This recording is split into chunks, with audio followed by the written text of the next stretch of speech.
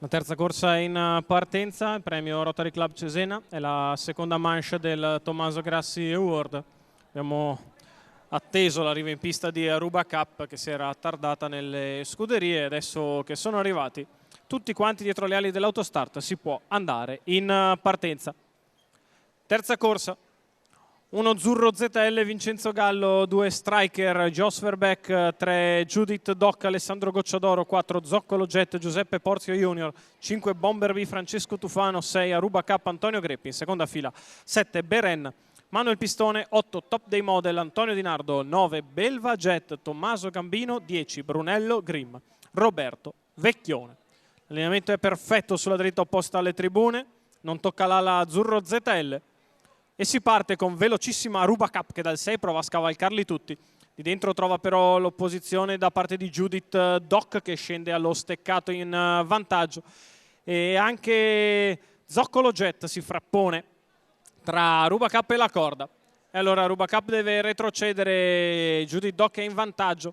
Al suo esterno si profila Zoccolo Jet che va a chiedere strada, 14,6 per i primi 200 metri di corsa. Dalle retrovie la mossa da parte di Brunello Grimm, che sembra volersi già scostare in terza ruota. Passa Zoccolo Jet intanto a condurre Aruba Cup allo scoperto. Dopo 400 metri in 29,6 la seconda pariglia per Top Day Model. Brunello Grimm che risale allo scoperto va a portarsi di fuori al leader. La quarta pariglia esterna è per Beren alla retroguardia Belva Jet. I 600 metri della testa se ne vanno in 45,6. Zoccolo Jet in vantaggio e Brunello Grimm che va al suo attacco. Allo steccato sempre Judith Doc a precedere Striker.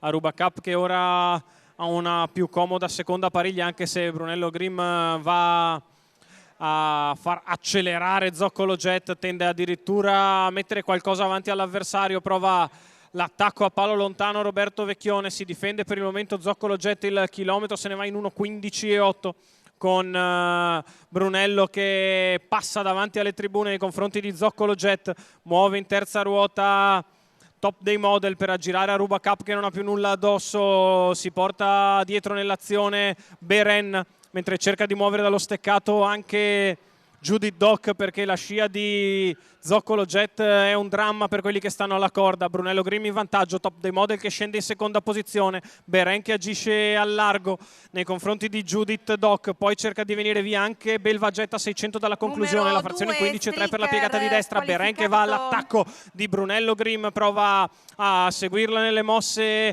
Judith Doc, poi ancora Belva Jet, il miglio passato in 2 minuti e 6 decimi e Beren ha liquidato Brunello Grimm, si porta sempre nella scia Judith Doc a metà della piegata conclusiva. Beren è in vantaggio con un paio di lunghezze da gestire nei confronti di Judith Doc, gli altri che per il momento fanno fatica, cerca di tornare a far l'arrivo anche Top Day Model. Manuel Pistone però a 100 metri dal traguardo vuole mettere in saccoccia altri 10 punti.